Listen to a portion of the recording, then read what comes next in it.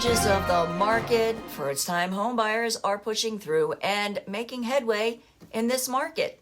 It's Friday, August 4th, 2023. I'm Kimberly Barton of Kinetic Realty, your local market expert with this week's Maryland Market Minute. Subscribe to stay updated on our local market and let me know what you want to know.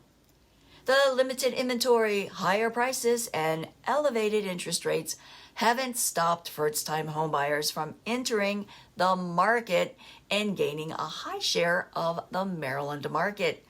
Check out this graph showing the market area of first-time homebuyers compared to the national market of 2022.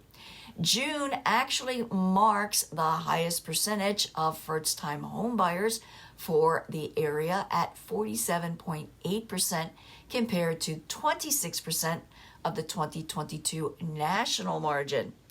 Maryland has 1,035 homes coming to the market soon, down but still prospective inventory. 1,611 new properties came to the market since last report, a healthy amount. 649 went under contract, fewer than last week, but 1,083 went pending, which is up from last report.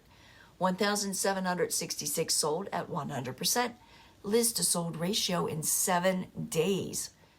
The highest priced home to sell was this home in Longwood of Bethesda for $4,995,000.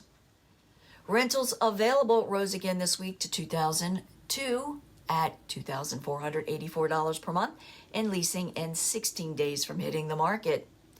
That's a wrap for this week's Maryland Market Minute for Friday, August 4th, 2023. Thanks so much for tuning in. Have a super weekend, and I'll see you next week.